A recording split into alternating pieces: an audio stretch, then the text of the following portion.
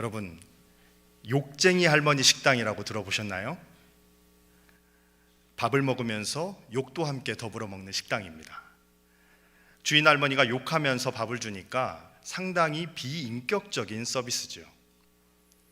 만약 회사에서 일하면서 자기 상사에게 그렇게 욕을 먹었다면 아마도 요즘 직장인들은 상사의 갑질이라고 하면서 음성을 녹음하거나 동영상을 녹화했을 수도 있습니다. 그래서 회사에 이의를 제기하든 무엇인가를 했겠죠. 그런데 이 식당에 가서는 할머니의 욕을 먹습니다. 그리고 할머니에게 감사합니다, 잘 먹었습니다 라며 돈까지 지불합니다. 여러분, 왜 그럴까요? 그 식당에 가서 밥을 먹는 사람들은 그 할머니에게서 자신의 할머니, 자신의 어머니를 느끼기 때문입니다. 그렇다면 할머니의 마음엔 어떤 게 있냐? 자기가 장사한다는 생각이 별로 없습니다. 그래서 돈 없으면 그냥 맘 편히 다음에 내라고 욕하고, 또 너무 지쳐 있으면 힘내고 밥 먹으라고 욕하고, 그렇게 욕하는 거죠. 할머니는 식당을 운영하는 게 아니라 다 내 자식이고 내 자식 밥 먹인다라고 생각하시는 겁니다. 그 할머니의 철학이 욕하면서 밥을 먹이는 그 방법을 만들어낸 것이죠. 철학이 방법을 만들어냅니다. 그런데 철학이 꼭 한 가지 방법만을 만들어내는 것은 아닙니다. 다 내 가족 같고 내 자녀 같다고 해서 꼭 욕하면서 밥을 먹일 필요는 없겠죠? 어떤 분은 반찬을 풍성하게 해서 누구든 반찬을 넉넉하게 먹을 수 있도록 마련합니다. 또 어떤 분은 마치 집에서 밥을 먹는 것처럼 편안한 시설을 만들어서 아이들과 즐겁게 식사할 수 있도록 마련합니다.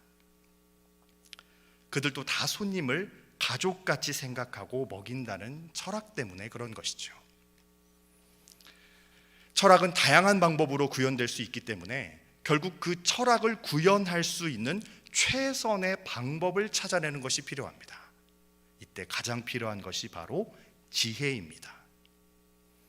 오늘 본문에는 자신만의 왕정의 철학을 갖고 시작해가는 솔로몬이라는 왕이 등장합니다. 그런데 이 철학과 왕권을 잘 이루어갈 수 있는 방법을 찾기가 너무나 어려운 상황인 거죠. 왜 그런지 오늘 본문 7절을 우리가 다시 한번 함께 읽겠습니다. 나의 하나님 여호와여, 주께서 종으로 종의 아버지 다윗을 대신하여 왕이 되게 하셨사오나 종은 작은 아이라 출입할 줄을 알지 못하고. 솔로몬은 자신이 작은 아이라고 말합니다.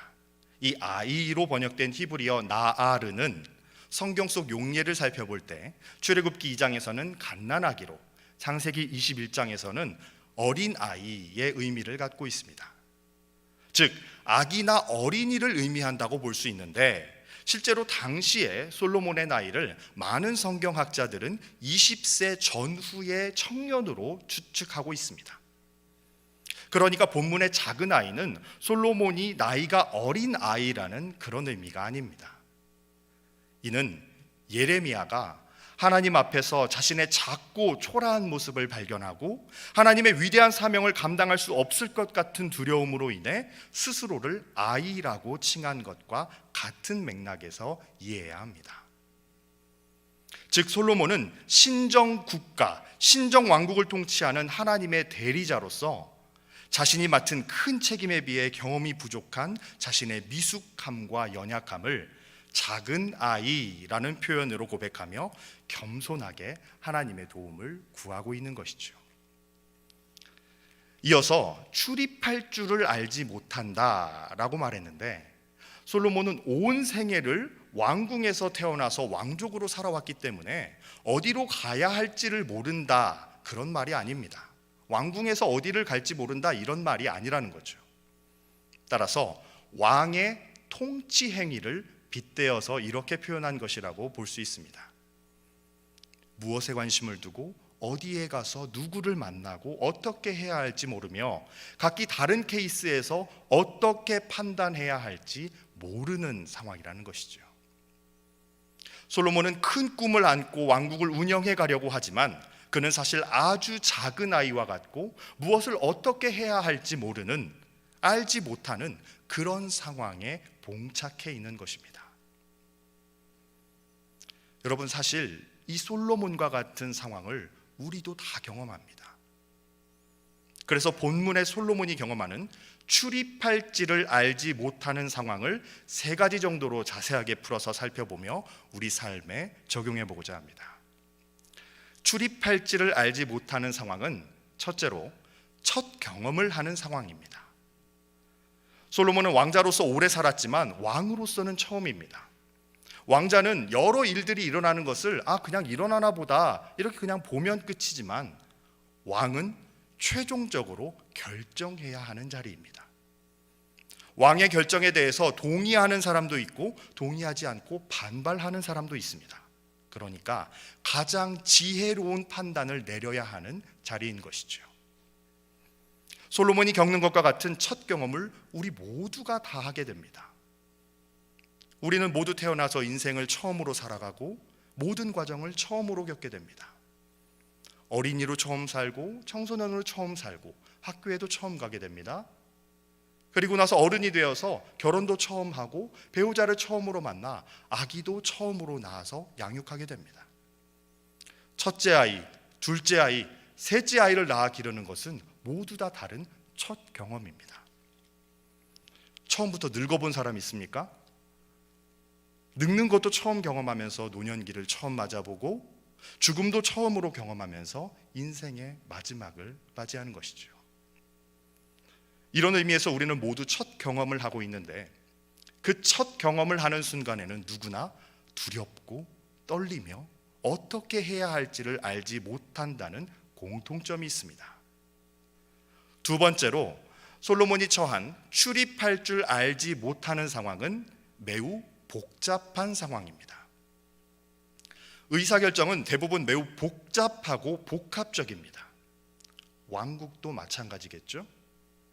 여러 사람들이 관련되어 있기 때문에 각 사람들의 이해관계가 얽혀 있습니다.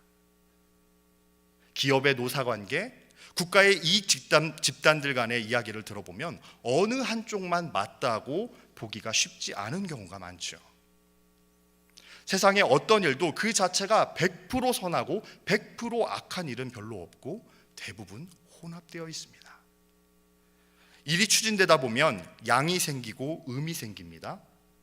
이익을 보는 쪽이 있으면 손해를 보는 쪽도 생기죠.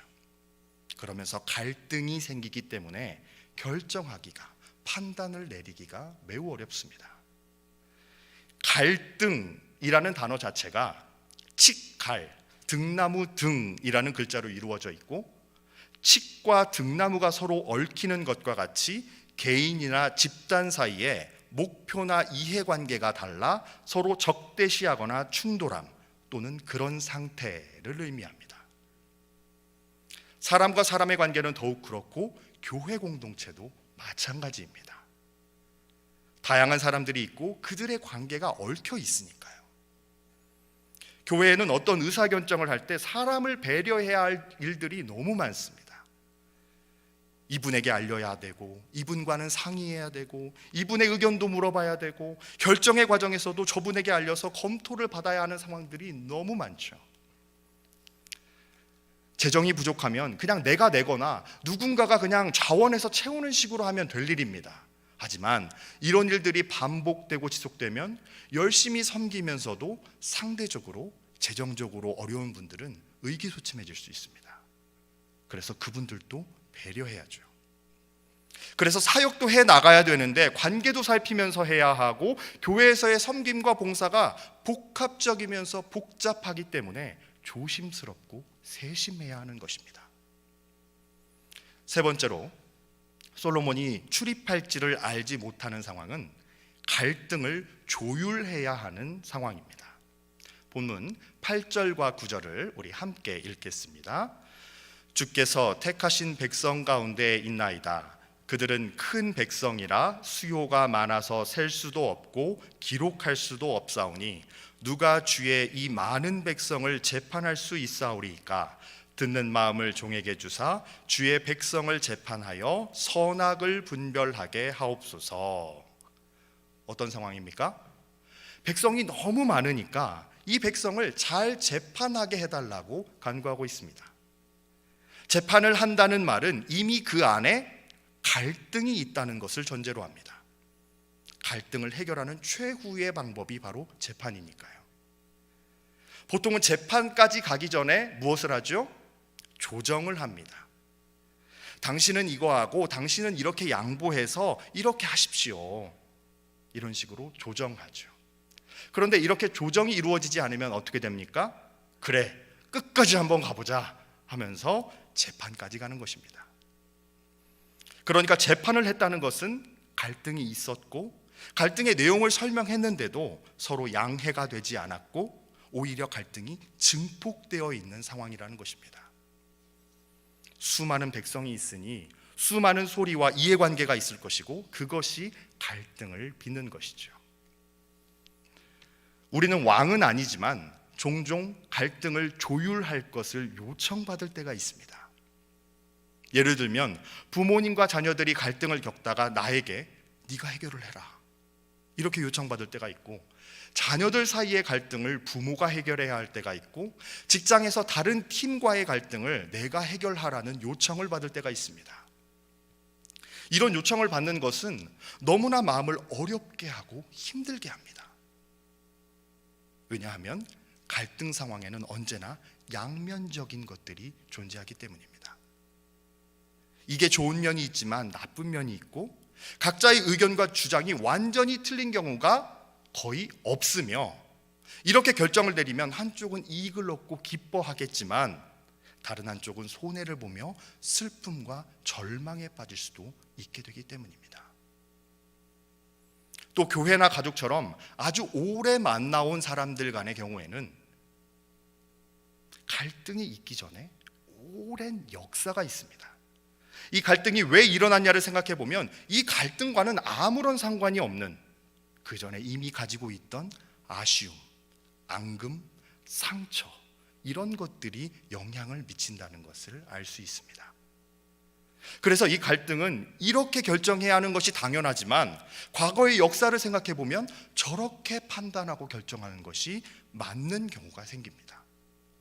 그래서 갈등을 조율하고 조정하며 판단을 내리는 것은 매우 힘든 일입니다. 솔로몬은 첫 경험을 하고 있고 복합적인 결정 앞에 서 있으며 갈등을 조율해야 하는 이러한 어떻게 출입해야 할지를 알지 못하는 상황들 앞에 서 있습니다. 우리도 다 그런 인생을 살아가고 있지 않습니까? 이럴 때 여러분은 무엇을 구하시겠습니까? 우리는 보통 이렇게 구할 수 있습니다. 하나님, 그냥 자고 일어나면 그냥 단순하게 될 수 있게, 탁 하고 해결될 수 있게, 그렇게 해결될 수 있게 해주세요. 기적과 같은 우연을 구하기도 합니다. 어떤 때는 하나님, 저는 못하겠으니까 누가 좀 싹 다 해결해 주면 좋겠네요 하면서 슈퍼맨과 같은 초인이 나타나서 해결해 주기를 간구할 때가 있습니다. 어떤 때는 하나님, 이게 다 지금 이런 갈등이 돈 때문에 일어난 건데 돈을 좀 많이 주세요. 하나님, 사람이 없어서 문제인데 사람들을 좀 붙여주세요. 하나님, 이 자리가 좋냐 저 자리가 좋냐 싸우고 있는데 그냥 좋은 자리들을 많이 주세요. 제가 제일 높은 지위에 앉으면 시끄러!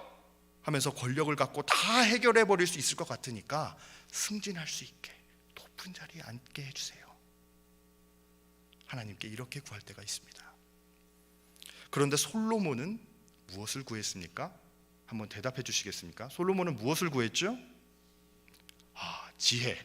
지혜를 달라고 했습니까? 아까 읽었던 본문 9절에 의하면 솔로몬은 자기 입으로 지혜를 달라고 한 적이 없습니다. 바로 듣는 마음을 간구했습니다. 그런데 우리가 왜 지혜라고 이렇게 흔히들 생각하는 것일까요? 그 이유는 11절을 보면 알 수 있습니다. 우리 11절을 함께 읽겠습니다.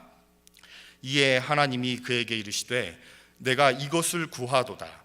자기를 위하여 장수하기를 구하지 아니하며 부도 구하지 아니하며 자기 원수의 생명을 멸하기도 구하지 아니하고 오직 송사를 듣고 분별하는 지혜를 구하였으니, 하나님께서 솔로몬에게 네가 분별하는 지혜를 구했다라고 말씀을 하셨습니다.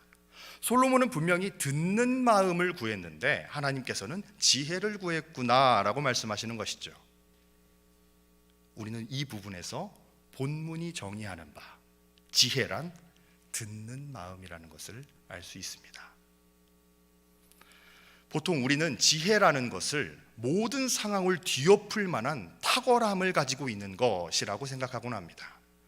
평범한 사람들은 범접할 수 없는 매우 비범한 똑똑함을 지혜라고 생각하기도 하죠. 그러나 오늘 성경이 말씀하는 지혜란 듣는 마음입니다. 여러분, 사실 우리가 경험하는 출입할 줄을 알지 못하는 그런 복잡한 상황들의 해답은 그 상황 안에 있습니다. 문제에 답이 있다는 것이죠. 그래서 그런 말들 많이 하잖아요. 우리 부모님들 자녀들에게도 교육할 때 그런 말씀 많이 하시죠. 문제를 잘 읽고 풀면 답이 나온다. 답이 거기에 있어 라고들 많이 말합니다. 그런데 여러분, 그 문제를 끝까지 잘 읽고 잘 듣는 건 너무 괴로운 일입니다. 그 문제 때문에 얼마나 질리도록 이때까지 힘들었는데 그걸 다시 본단 말이에요.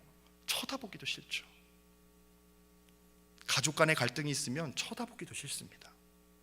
직장 안의 상사와 또 동료 직원과 또 부서 간의 갈등이 있으면 대면하는 것뿐만 아니라 생각하기도 싫죠. 그런데 그걸 다시 자세히 들여다본다고요? 그 안에서 들리는 각자의 아우성을 들어보라고요? 그냥 집에서 나와서 가족 없는 곳에 나를 혼자 살게 해주시든 직장을 옮기게 해주세요 라는 것이 우리의 솔직한 심정입니다. 그런데 하나님께서 생각하시는 지혜란 그 안의 소리를 듣는 마음, 들어주는 마음이라는 것입니다. 듣는 마음이 어렵지 않습니까? 어떻게 그걸 다 들어주고 앉아 있습니까? 이렇게 반문하는 우리에게 어떻게 하면 듣는 마음을 얻을 수 있는지 오늘 본문 4절과 5절이 알려주고 있습니다. 우리 4절과 5절을 함께 읽겠습니다. 이에 왕이 제사하러 기브온으로 가니 거기는 산당이 큼이라. 솔로몬이 그 제단에 1000번제를 드렸더니 기브온에서 밤에 여호와께서 솔로몬의 꿈에 나타나시니라. 하나님이 이르시되 내가 내게 무엇을 줄고 너는 구하라. 여러분, 사실 우리는 가족의 소리를, 동료의 소리를, 또 교회가 많은 도움을 요청하는, 필요로 한다는 소리를 듣는 것이 때로는 짜증이고 귀찮음이며 부담일 수 있습니다. 이럴 때 어떻게 하면 듣는 마음을 얻을 수 있을까요? 솔로몬은 듣는 마음을 어떻게 얻었습니까? 1000번제를 드리고 나서 하나님과 대화하는 중에 듣는 마음을 얻게 되었습니다. 여러분, 1000번제라는 것을 일부 잘못 생각하시는 분들은 1000일 동안 제사를 드려서 나중에 13절, 14절에 나오는 것처럼 재물도 받고 영광도 받고 장수도 받는 등 하나님께 복을 받는 것으로 생각할 수 있습니다. 그렇게 이해하다 보니까 1000일 동안 매일 하나님께 기도도 하고 헌금도 드려서 복 받기를 원하는 분들이 생기죠.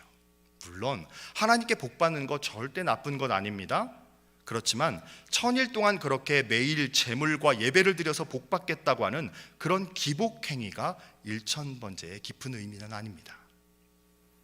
1000번제는 1000마리의 제물을 드린 것입니다. 여기서 중요한 것은 1000마리의 단순한 숫자를 넘어서서 평소에 그들이 드린 것과는 전혀 다른 차원의 특별함을 드렸다는 것입니다. 보통 이스라엘 백성들이 제사를 드릴 때 아침과 저녁에 상번제, 하번제로 나누어서 제사를 드리게 되어 있습니다. 하루에 2번 제사를 드리게 되는데요, 그때마다 어린 양 1마리씩을 드립니다. 그러니까 하루에 몇 마리 드리는 거예요? 너무 어렵나요? 2마리씩 드리는 거죠? 네. 그 다음에 유월절 같은 절기에는 일주일 동안 제사를 드리는데요, 하루에 드릴 때 숫송아지 7마리, 순양 7마리, 순염소 1마리를 드립니다. 그렇게 일주일 동안 드리면 몇 마리죠? 죄송합니다. 네. 네, 105마리, 그렇죠? 네, 7마리씩. 네, 그렇죠? 7마리씩이 아니라 15마리씩 7일 동안 드리니까 105마리를 드립니다. 물론 국가적으로 큰 행사 때, 성전 준공식 때는 3,000마리 정도 드렸고요. 성전이 완공되어서 낙성식을 할 때는 무려 14만 2천 마리를 드린 적도 있습니다. 그런데 그것은 국가적으로 드린 것이고요. 개인적으로 하나님께 드릴 때는 절기 때 드리는 것이랑 평소에 드리는 것에 비해서 1,000마리라는 숫자는 특별히 많이 드린 것에 해당하겠죠. 그것은 솔로몬이 하나님께 얼마나 특별한 헌신을 했는지 알 수 있습니다. 이처럼 1,000번제는 외형적으로는 하나님께 드린 특별한 헌신이라고 봐야 합니다. 내면적으로는 솔로몬의 자기 인식을 뒤바꾸는 그런 예배라는 것을 알 수 있습니다. 드림 이후에 들음이 있었던 것입니다. 하나님께서 무엇을 줄까라고 하셨을 때 솔로몬은 무엇을 달라고 바로 말하지 않고요, 6절에서 9절까지 긴 대답을 합니다. 이 긴 대답 중에서 두 가지가 중요한데, 하나는 자신의 삶을 하나님의 은혜로 재해석했다는 것과 다른 하나는 자기 자신을 왕이 아닌 종이라고 표현한 것입니다. 먼저 은혜로 재해석한 것에 대해서 알아보겠습니다. 솔로몬이 어떻게 왕이 되었는지는 열왕기상 1장부터 쭉 보면 자세히 설명되어 있는데요, 먼저 솔로몬이 다윗을 이어서 이스라엘 왕으로 바로 즉위했나요? 아니죠. 솔로몬의 형인 누구요?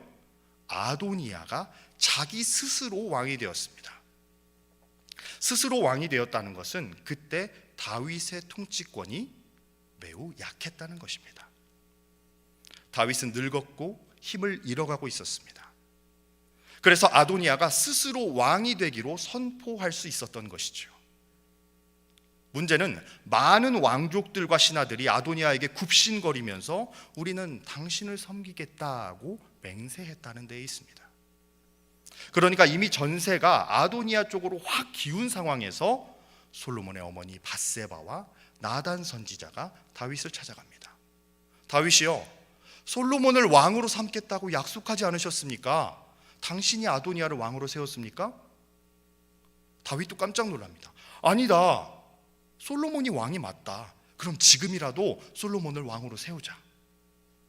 그리고 다윗이 솔로몬을 왕으로 세웁니다. 보통 이럴 때는 전세가 많이 기울어서 승기를 잡고 있는 쪽에서 세력이 약한 쪽을 쳐내는 것이 일반적이죠. 따라서 솔로몬이 아도니아에 비해서 매우 불리했습니다. 그런데 놀라운 일이 일어납니다. 다윗이 솔로몬을 왕으로 직접 세웠다는 소문이 돌자 아도니아 편에 붙었던 이들이 흩어지기 시작했고 솔로몬의 권위가 세워지기 시작했습니다. 결국 극적 반전으로 솔로몬이 왕이 된 것입니다.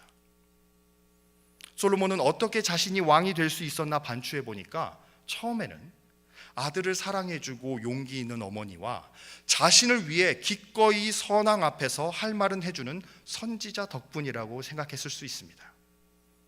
역시 내가 사람은 잘 뒀어. 어머니도 감사하지만 나단이 저렇게까지 목숨 걸고 나를 변호해 줄 줄이야. 내가 인맥을 참 잘 구축했구나. 내가 라인을 잘 탔네. 이렇게 처음에는 생각했을 수도 있습니다. 그런데 솔로몬은 오늘 이 1,000번제를 드리면서 무엇을 확인하게 됩니까? 아버지 다윗의 생애를 인도하는 것이 하나님의 은혜였고 그 위대한 아버지의 왕위를 이어받은 나 역시 큰 은혜를 입었구나. 이렇게 생각하게 된 것이죠. 자신의 인생을 은총, 큰 은혜로 새롭게 재해석하게 된 것입니다.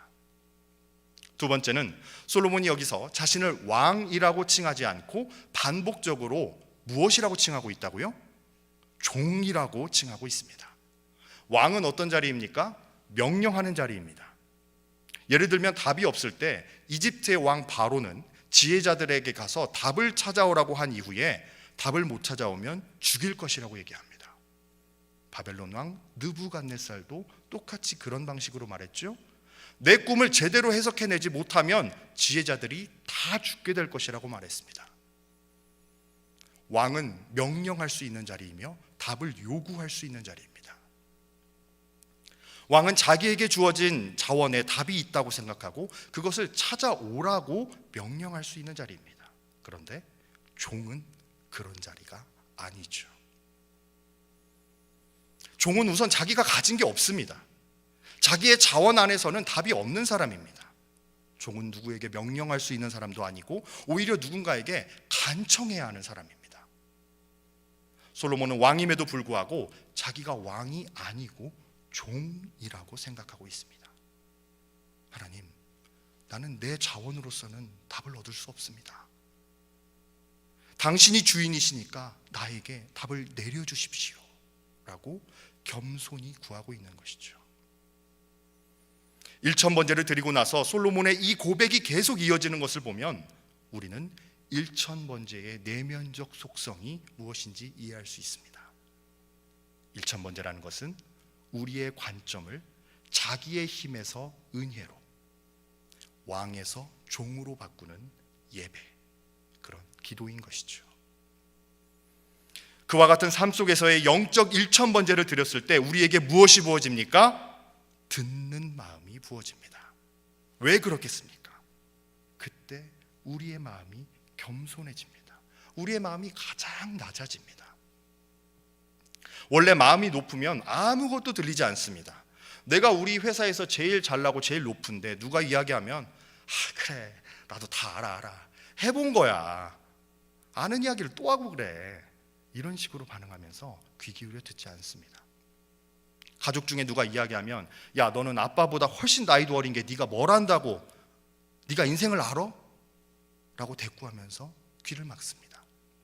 배우자가 이야기할 때 내가 당신보다 훨씬 경험이 많은데 무슨 그런 이야기를 하고 그래 라면서 반응하죠. 그런데 겸손한 마음, 낮아진 마음을 가지고 있으면 우리는 어떤 사람을 통해서든 하나님의 소리를 들을 수 있습니다. 하나님은 때로 누군가의 입을 통해 말씀하시고 또한 주로 성경을 통해 말씀하시며 또 고요히 머물러 자신을 내어 바치는 우리의 영혼 깊은 곳을 통해 말씀하십니다. 그리고 그 소리를 듣고 나면 우리의 인생에 있는 선과 악의 그 미묘한 미세한 차이를 구분할 수 있게 됩니다. 마치 그 미세한 차이가 엄청난 차이처럼 우리 눈에 명확히 확인되는 것이죠. 그래서 우리는 아주 용감하고 담대하게 우리의 인생을 선택해 나갈 수 있게 됩니다.